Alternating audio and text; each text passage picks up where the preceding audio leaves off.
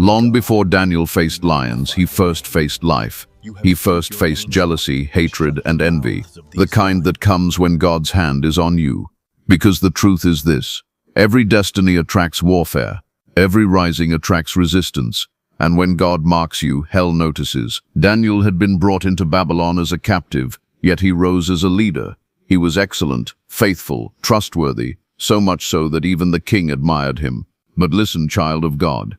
Sometimes the favor of God is what provokes the attack of men. Daniel did nothing wrong, yet people hated him. And this is already a lesson. If people fight you for no reason, it may be because heaven has given you a reason to be admired. The other leaders wanted Daniel destroyed, but they searched and searched, and the Bible says they found no fault in him. Let your life be so pure that your enemies must lie to fight you. When they could not find wrong in Daniel, they attacked the place they knew he would never compromise: his prayer life. They tricked King Darius into signing a decree: whoever prays to any god except the king shall be thrown into the lion's den. When Daniel heard the decree, he didn't panic, he didn't hide, he didn't negotiate. The Bible says he went home, opened his windows toward Jerusalem and prayed, just as he had done before. Child of God, this is faithfulness. This is consistency. This is trust in God. Daniel didn't change his devotion because of danger. And that is where many Christians fail today. We wait for danger to stop praying instead of letting prayer stop the danger. Sometimes when life pressures you, keep praying. When bills rise, keep praying. When enemies plot, keep praying. Daniel teaches us that prayer is not a reaction, it is a lifestyle. When his enemies saw him praying, they rejoiced because they believed they had trapped him. But they didn't know. You cannot trap a man who has already surrendered his life to God. They dragged Daniel before the king. The king was distressed because he loved Daniel, but the law could not be changed. So Daniel was taken, step by step, toward the lion's den. What a man of faith! He didn't flinch. Sometimes God will not stop you from entering the den, but he will enter the den with you.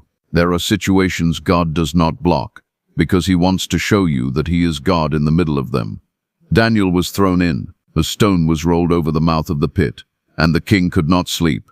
But hear this revelation: the king may lose sleep, but the man protected by God sleeps in peace, even in the lion's den. In the darkness, Daniel waited. He could hear the lions breathing. He could feel their movement. He could smell their hunger. But heaven had already sent an answer. The Bible says, God sent his angel and shut the mouths of the lions. Child of God, there are battles you will never see because God shut the mouth of what was supposed to kill you. There are people who planned your downfall, but God shut their mouths. There are traps meant for you, but God shut their mouths. There are spiritual lions waiting, but God shut their mouths. When morning came, the king ran to the den and cried, Daniel, servant of the living God, has your God, whom you serve, continually been able to rescue you? And from the darkness came a calm, confident voice, O king, live forever. My God sent his angel and shut the lions' mouths. This is the testimony of the faithful, the testimony of those who pray, the testimony of those who trust God even when they don't understand. Daniel was lifted out, untouched, unharmed, unshaken. And his enemies, they were thrown into the same den they prepared for him. Beloved, listen. When God fights for you, the trap your enemies set becomes the trap they fall into. In the end, the king made a decree that all nations must worship the God of Daniel. And what does that tell you? When God delivers you, your testimony becomes a ministry. When God lifts you, nations notice. When God delivers you, your story reveals his glory. Daniel went into the den as a target, but came out as a testimony. He went in as prey, but came out as a witness of God's power. And so will you. Whatever lions surround your life, fear, sickness, depression, betrayal, delay, spiritual warfare, the same God who was with Daniel is with you. And like Daniel, you will rise. Please subscribe for more spirit-lifting and inspiring Bible stories. Don't forget to turn on the notification bell to get updated.